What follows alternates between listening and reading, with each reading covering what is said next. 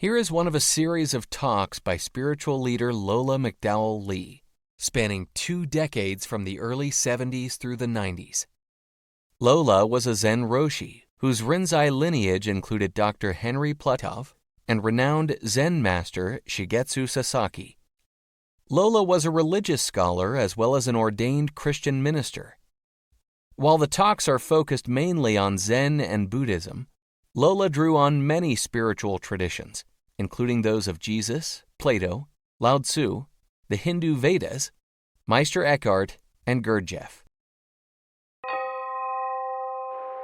Beyond the universe, which there isn't any beyond, how in the name of common sense are you going to be one with it?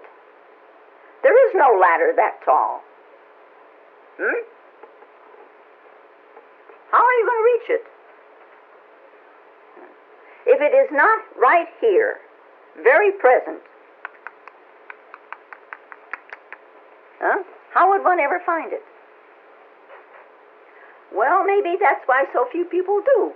They've got it out there instead of right here. Now, in the experience of wholeness, of oneness, this would be called unity, there is the union of what we call spirit and body, or matter and consciousness.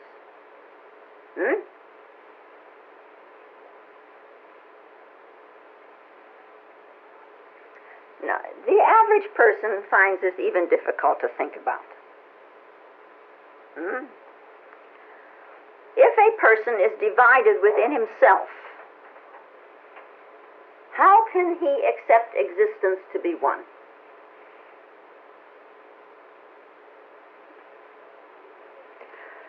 He who is integrated within himself can know then that existence is one and is indivisible. If you are divided, then because we do project ourselves, if you are divided, then the whole existence is divided. If there is an integration takes place in you, then there is a oneness.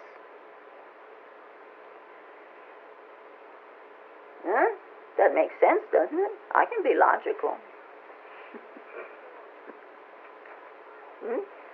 When a child is born, it is not conscious of any differentiation between the body and the mind, or the body and the soul.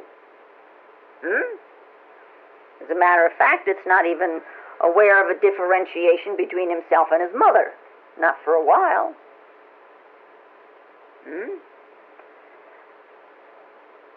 Body and soul, one existence.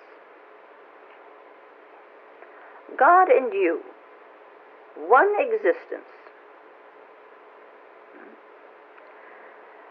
But as that little baby begins to differentiate, out of necessity, just living on this planet, we have a culture, we have a society, we look for our security. It teaches us to discriminate between the body and the mind.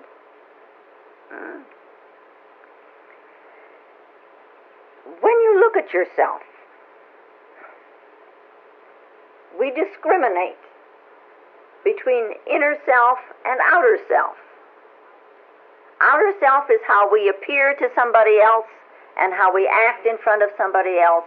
And inner self, well, that's our private world, so we kind of try to hold things together and cope. No. But we separate ourselves. Now, a child early on is taught self-restraint. Well, they used to be taught it more than they are now, I think. No?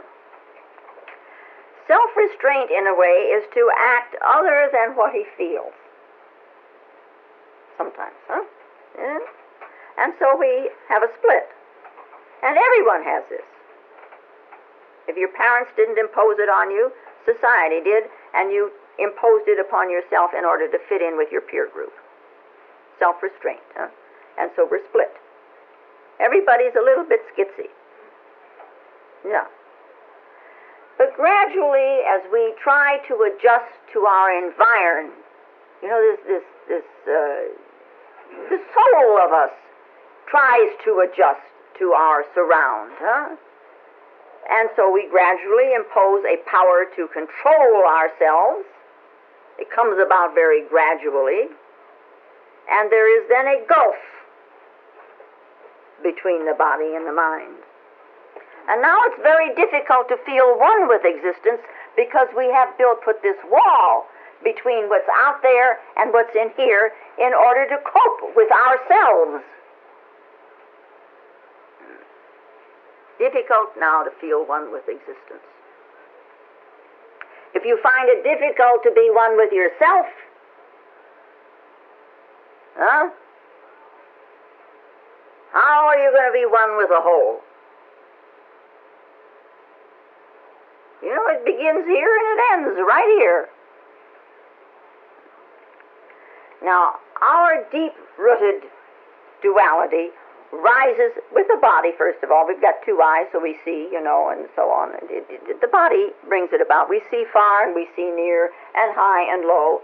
You know, just the normal acts of seeing bring it about. The very necessity of living in this world brings it about. So no blame. It exists. And we should cognize this. No blame. It is useful, it is necessary, but it is not the reality. It is a phenomenal reality in which we live. It is not the essential reality, the essence of it all. Huh? And we should also remember in looking at this that it is not necessary that everything that is useful in life is the truth.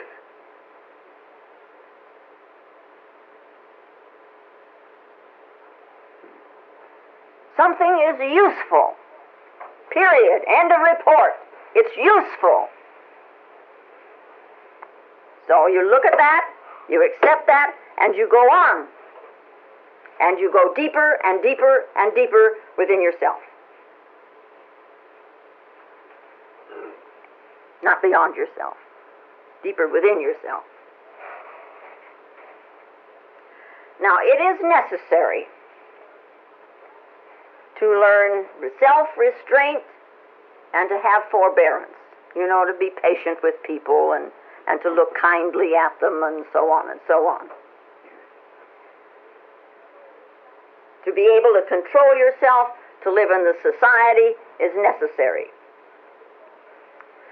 And we can go a little bit further and we can say that this self-restraint that has been imposed upon us can also become a self-discipline which we impose upon ourselves, but with a different point of view, a little bit, huh? It is not a self-restraint as to living and coping with our daily chores and all that sort of thing. It is a self-discipline to find out what is going on. And we live in this world within, and we look first at the thinking, our intellect, and then we look at the desire, you know, and it seems to us that the thinking and the desire, you know, they're both trying to assert their own requirements. You know, it's look at me, look at me, look at me, look at me, look at me, look at me. Both ends of the stick, you know. And so no wonder we're in conflict. And yet Lao Tzu says, you know, be non-assertive in your governing.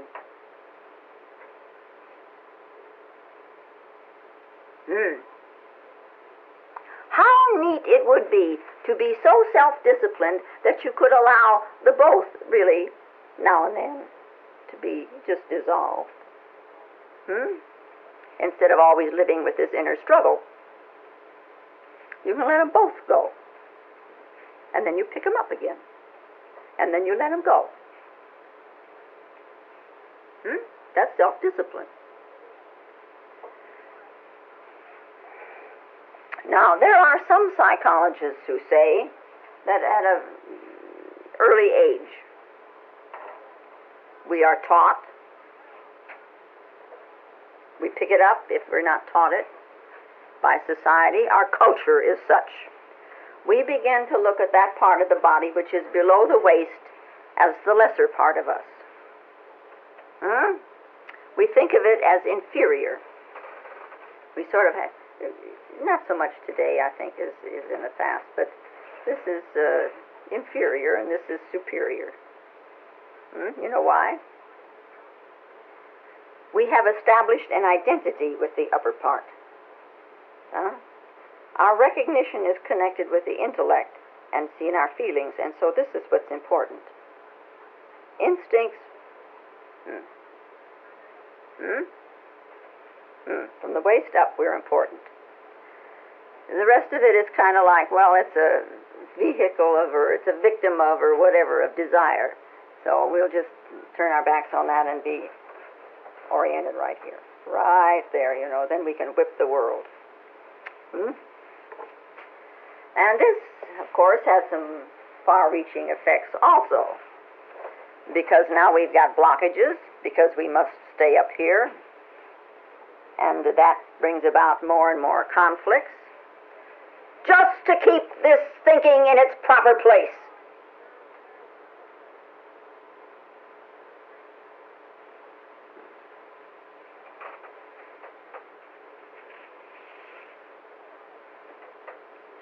Now let us say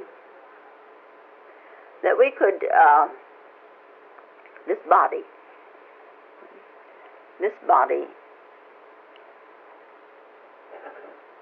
even doing, this is the senses, the sense of touch. Senses. Supposing you could bring together the senses and the thinking.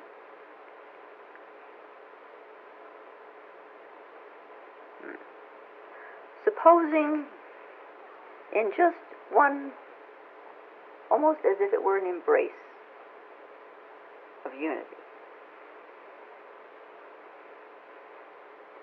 they were together.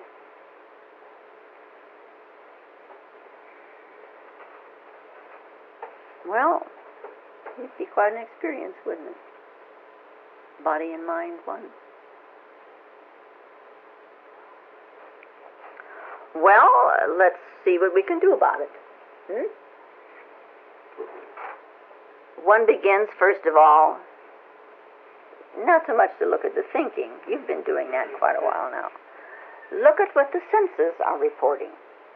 Look at how they are reporting. When you look at a flower, what are the senses reporting? The eye gate. What is it reporting? You can close your eyes and it's doing this and this and this and this. But when you just look at the flower first, how does it affect you? Never mind what you think. How does it affect you?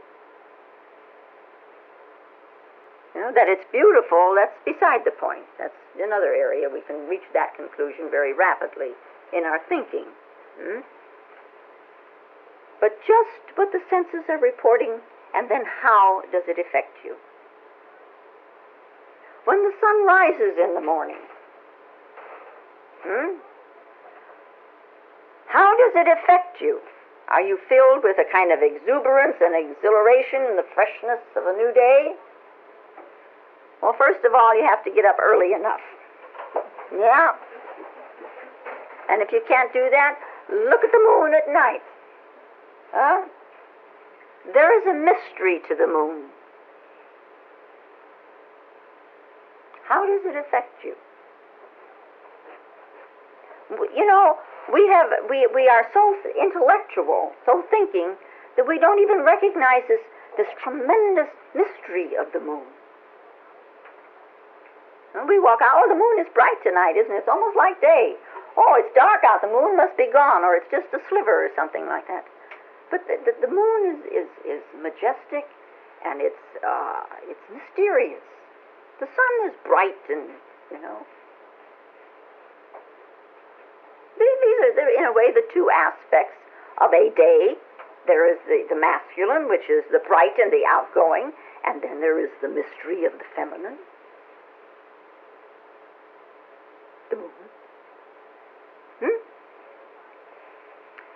So little by little, now, sensitivity has become a thing in our modern world. The classes are given to teach sensitivity, learning to touch and how it affects you. Now, sensitivity rises in the body, not in your mind.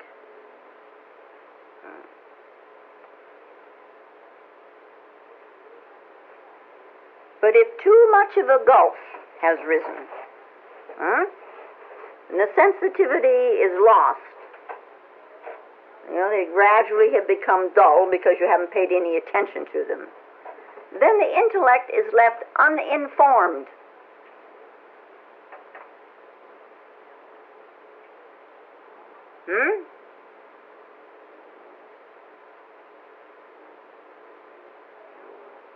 Where do you think this word I has come from?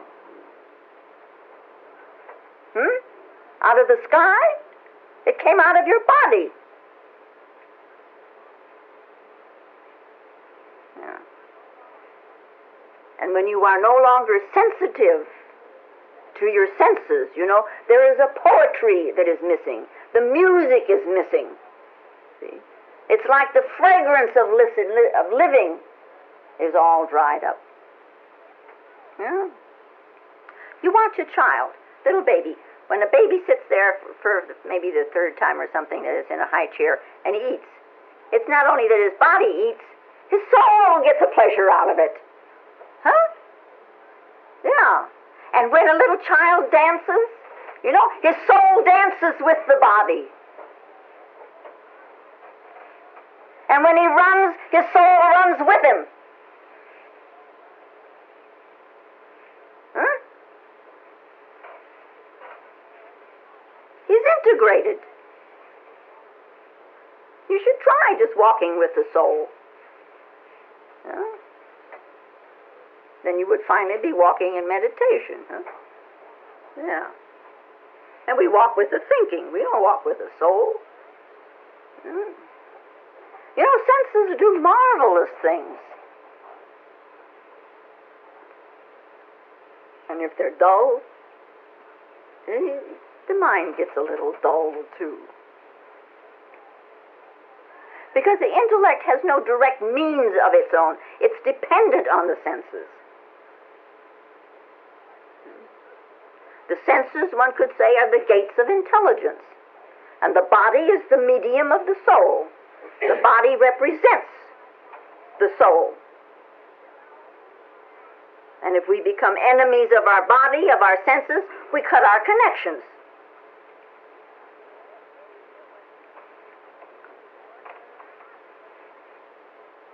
Get with it. Now, Lao Tzu says, duality forms within us because of this disparity between the senses and the intellect. So we have this space or this distance between me and existence.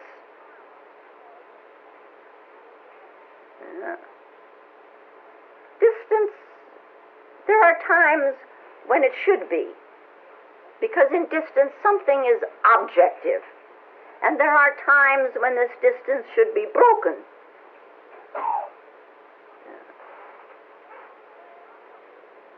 When something is objective, you can look at it. Now, do you actually look at what the senses are reporting every now and then? When your foot hits the floor, what's going on? People have a habit, of running up and putting their arms around me.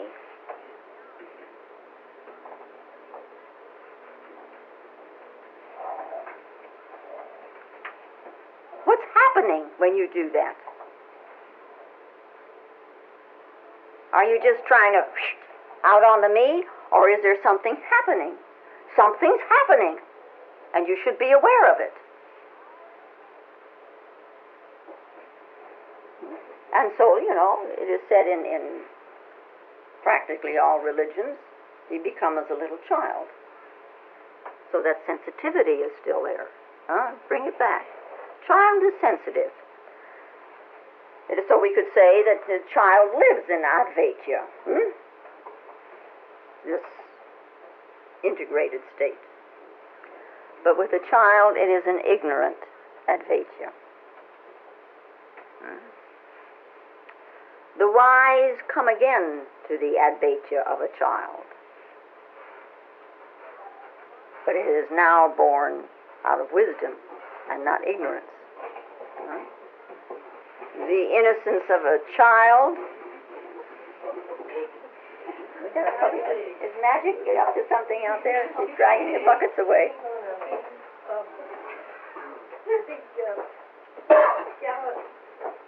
Two-gallon container dropped for Gail.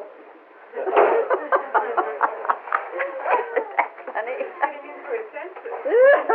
Oh, that's what you call a dog's life. Having fun. Yeah?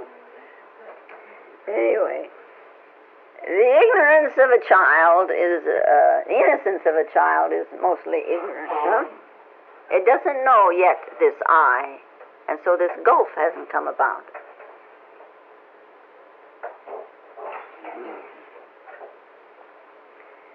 This state of innocence has to be re-attained. But now it is an innocence that results from awakening.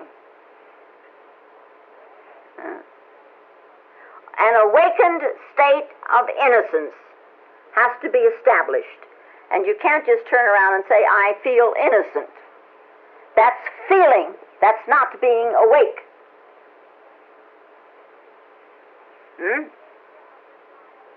The Advaita of the child is not his achievement.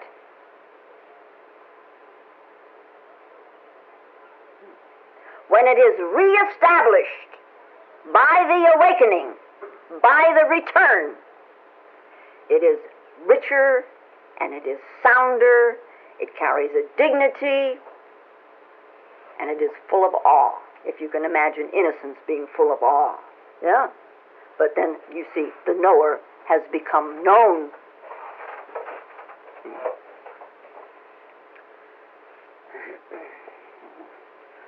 What should be done so that the embrace can take place in us, this unity?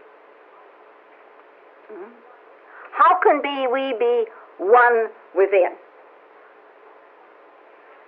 Well, Lao Tzu had a method. Whatever you do, whether you're standing, or you're sitting, or you're sleeping, or you're listening, or you're talking, or you're walking, you should be immersed in the acting. You be one with every move you make. If you're walking down a road, become the walking. It's not I walking, it's walking. Don't let the mind wander off into a world all of its own, and so you're separated. There should not be any difference between you and the act. You raise your arm. Come on, raise your arm. Yeah. Are you in it? Or did you just direct it up? You ordered it to go up. Huh? So, you raise your arm, and where are you? You're sitting there giving orders. Where are you? Yeah. So allow yourself to become absorbed in raising the arm. And, you know, this old thing out of the Upanishads, you know, the individual motion becomes the universal movement, or vice versa. The motion, what is it, Rosalind? Well, I think you can also say the individual movement is a universal motion. See, you move your arm, the whole universe moves. All of it. the total of it. Yeah? So that there is that old problem. When you sneeze, how come it affects the lion in Africa? And it does. Yeah? Neither awareness nor witnessing, but one. You become the act itself. When you eat, become the eating. When you look, become the looking. Well, look. You see, all followed in order. Huh? Whatever you do it so totally, so completely, wholeheartedly, that you're just one with the act. That there is just the act. There should be no division between the act and the actor. You all know the story of the old Roshi over there, and somebody came along and asked him, now that you have attained enlightenment, what's the difference between how you are now and what you were then? And his answer? I carry water, I chop wood.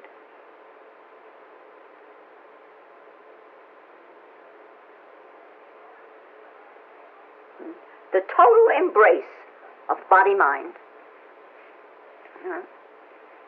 And they call it in the Eastern religions, Tantra. Now, the mind usually is called the masculine aspect of the human being. And the body with its senses and its feelings and its mystery, the feminine aspect. The masculine must find the feminine and embrace it. And the feminine must find the masculine and embrace it. And you become one. In the woman, the masculine is the hidden. In the man, the feminine is the hidden. And in the Gospel of St. Thomas, Jesus says, when you make the two as one, the male and the female into a single one, then you shall enter the kingdom.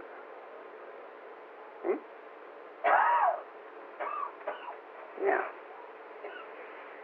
When one is so completely, so wholeheartedly one with an act, I is no more. There is the universe. Now, how can we help ourselves to bring this about? Yeah? Well, now, if you have the opportunity, observe a child sleeping. As a child sleeps, you will observe that the abdomen rises and falls as he breathes. In an adult, because of our necessities of living, of coping with our life and so on, the seat of the breath has changed from the abdomen to the chest.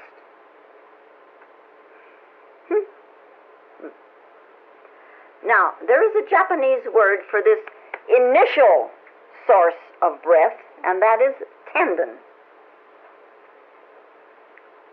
Right breathing is connected with the tanden, which is located in this particular area. This area, everybody see this area? Yeah. Below the navel. Yeah. When you're filled with anxiety and tension, your breath becomes rather rapid and short, and it comes now from the chest. And we in the West, we have these concepts, that's our society. You're supposed to have a big chest, breathe. Big chest, flat stomachs, little waist. That's our culture. Yeah. Now you've seen pictures of the Buddha and Hotai. Big stomachs. Breathe deep. It's not necessary that you go out of your way to cultivate this particular Well, you know, there are certain exercises you can do to make it more so. Huh? You don't have to do that. You know, but you can learn to breathe right. We don't question, hardly ever do we question, that it is the mind. It's our brain, which is the organ of the psyche, or the thinking, you know. And here comes the thinking and the planning, and it gives orders. Yeah. But one should see, you know, you don't question that. The mind gives you orders. But one should begin to look at the abdominal muscles, the tanden, as a partner in this thing. If the tendon isn't working, the plans usually fall short. They're not really carried out into action. And you know, it's like they say, you can't produce a piece of music just by sitting there and staring at the score. Something else has got to take place. And when you breathe from the tendon, mental power is increased. Spiritual power comes into action.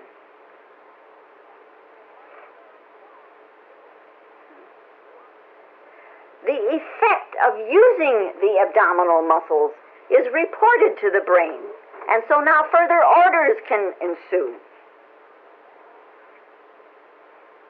Mental action is exercised. Now, if you want to get smarter, by a process of from here to here and from here to here.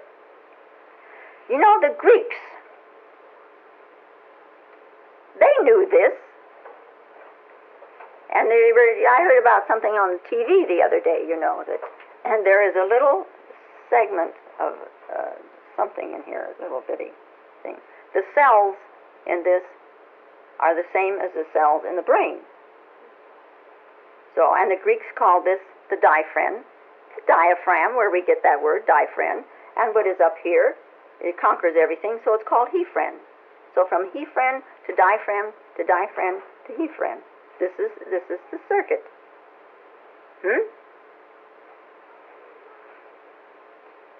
Now, when you laugh, you know, to your emotional expression, when you laugh, when you have anger, when you're sorrowful, you use these muscles.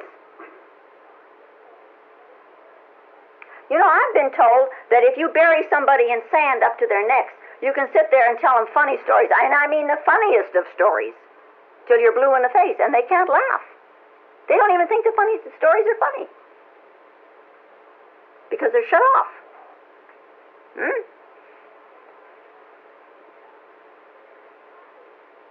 Man uses his body to think, to get angry, to cry, to feel joy. And you know, the relationship has been likened to something. There's a general staff up here, and then he's got soldiers in the field, all the senses and everything. No matter how expert that general staff may be, no battle can be won without the troops. Yeah. And you've watched yourself, you know, in very crucial moments. You know, even in meditation, I can tell you. In meditation, when all of a sudden this experience begins to engulf you and take you over, you know, it's almost, the breathing becomes very shallow, very short, almost seems to stop. Yeah? A circus performer knows this when he goes out on the tightrope. All of a sudden, a potter throwing a bowl on a wheel knows this. An artist unconsciously holds her breath when drawing an accurate fine line. In the tea ceremony, in judo, in kendo, in tai chi, you know, the tanden, it takes the lead of the movements of the body. Look at your thinking, look at your brain, your mind. You know, the brain doesn't know how to manage all these wandering thoughts. You've sat long enough to know that. You're trying to fight the thoughts with the thoughts all the time. Huh? Your mind can't manage that. But bring this into the picture and really get settled with this, then the circuit is complete. There's no thinking here.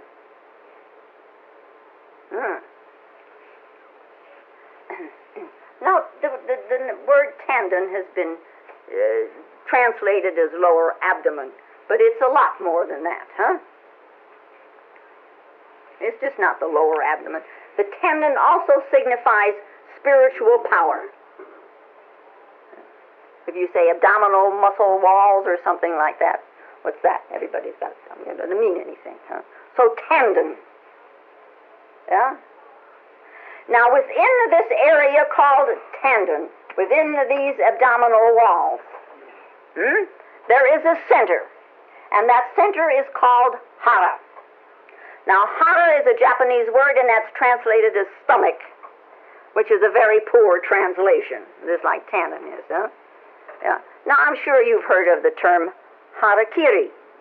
No? We take it to mean suicide. No? But in the Japanese, it means more than that. Hara is a center. It is the supreme center from which springs breath and life. If you can really get into this center, you will know what your breath is. You will know what life is.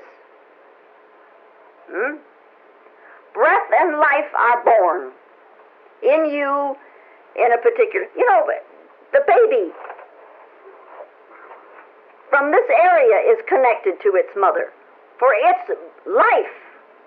Huh?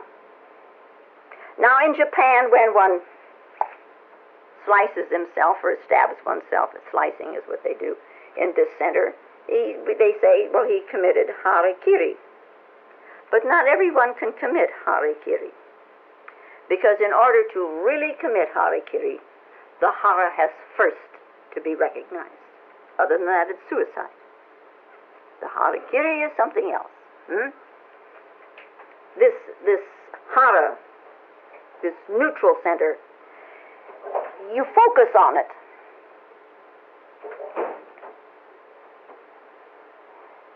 It's neutral. It's neither feminine nor masculine, and it has nothing in it. Has nothing in it, as far as you are concerned. But you focus, and it becomes eventually like a flame of a lamp, or a flame of a candle. Something becomes seated in it. Then you can call it Hara. So it's more than stomach. Yeah. Now, when this flame has become lit in this center, then it can merge with the, we can say, the eternal flame.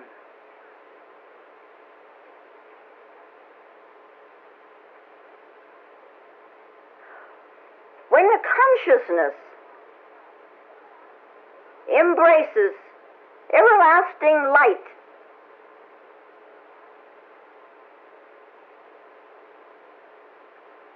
and that doesn't take any thinking. As a matter of fact, you cannot think it. All it takes is discipline. Yeah? So now Lao Tzu goes on to say, when he has cleansed away the most mysterious sights of his imagination, he can become without flaw. Well, we do not know how many kinds of webs we have woven.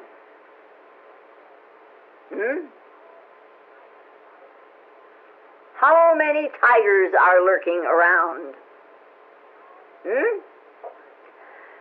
How many webs, not only just in the name of samsara, with this daily world existence, but also the webs that we have woven of what we call nirvana, or enlightenment. We weave webs of illusion, and they're great. We have such fun doing this. Yeah? We have such satisfaction doing this. It appeases us, makes us seem brighter and smarter and more loving and more caring. The general staff really works. Yeah. Through meditation, one can become disillusioned. To have the illusions wiped away through insight. We have created countless gods and countless heavens and countless hells with our imagination. And in all this creating that we have done with the imagination, all these webs, what have you really known? What have you really realized?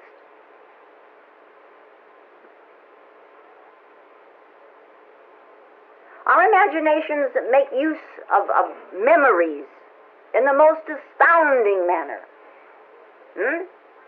It's like we've got a library where we've collected all kinds of illusions, and the imagination uses them all to create new ones. Oh, it's a beautiful affair, huh? And all of these cobwebs reside somewhere in that psyche. Now you can work and work and work and work and work and work and work with yourself to get rid of these webs, and you should. But what about the ones that you do not even see?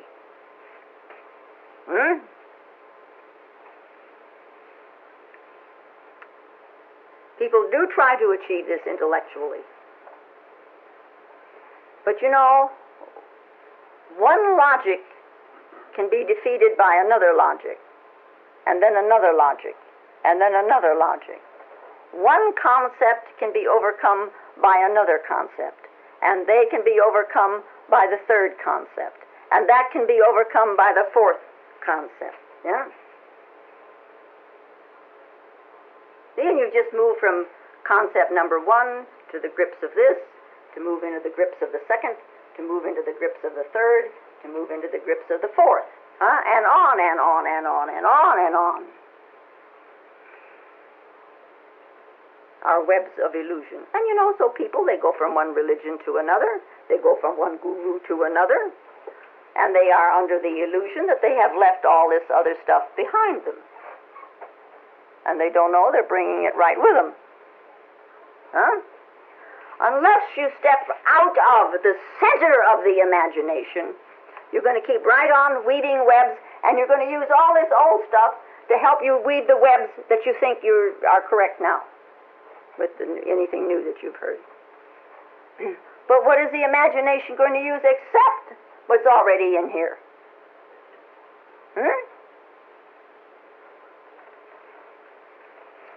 Now, how to jump out of this imagination? How to, you know, and people say, well, I'm not going to think about this anymore, I'm not going to feel. You know. Now, how to jump out of the imagination without getting all emotional? Yeah. When people move from thinking to feeling, they get very, you know, they can even drown themselves in emotions. But that's still not the real thing. So Lao Tzu says, you go where? There is a place in you. You go where? There are no thoughts, no feelings, no knowledge, no devotion.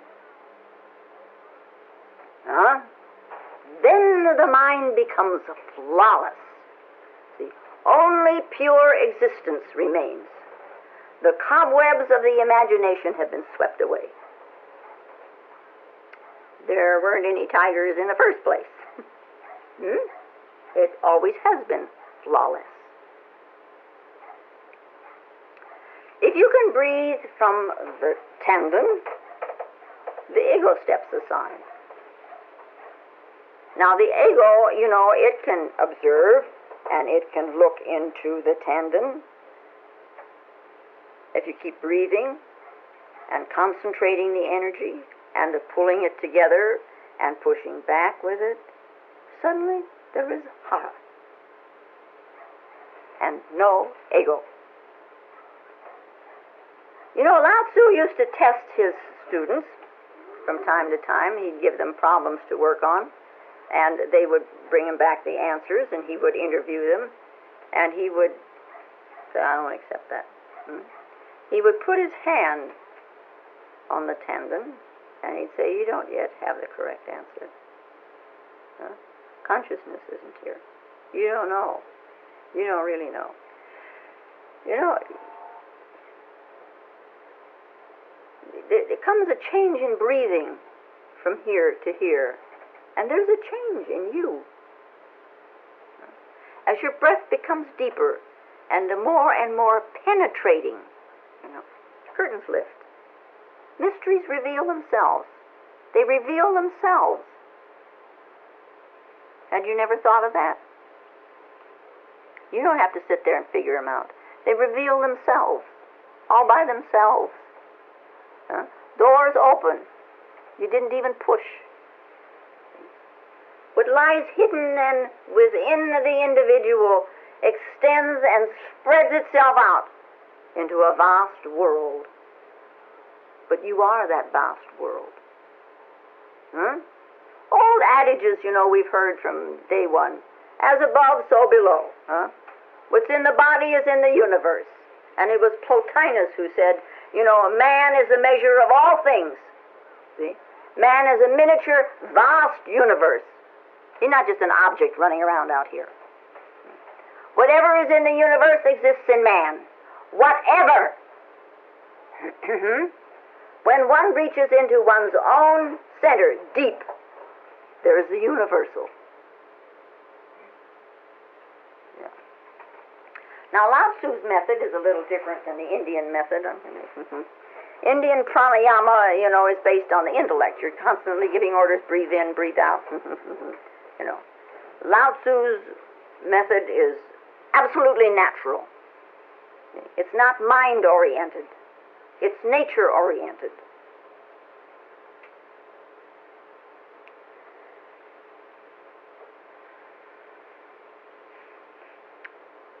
The body-mind one. Spirit, body. Instead of putting it up and down like that, do it this way. I'll get rid of some of that,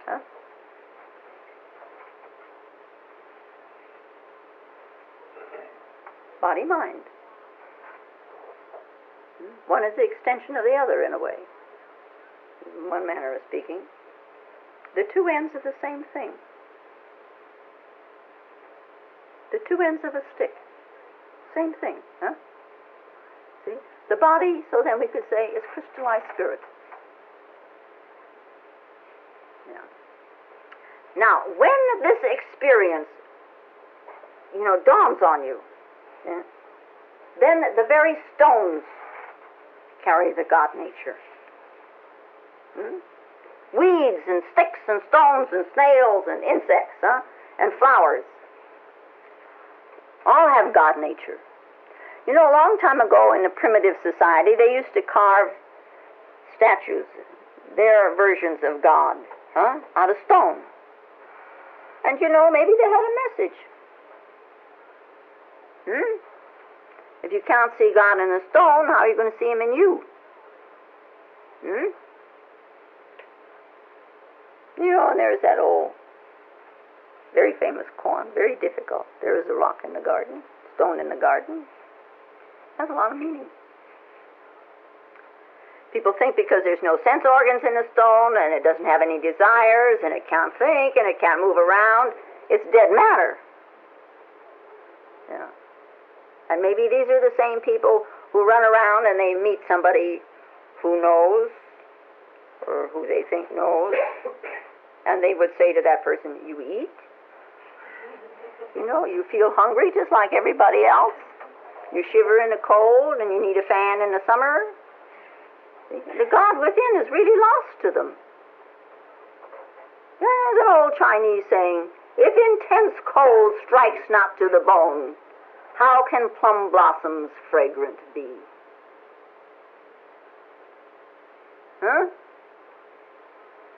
If you can see God in a piece of rock, there is nowhere where you cannot see Him. And it's an all-embracing acceptance of life. What comes, comes. What goes, goes. And through this acceptance, you know, there is a serenity that comes about. And the serenity becomes, you know, like a childlike innocence. And in this innocent eye, the self sees everything, and the whole world is divine. Yeah? Even your little finger.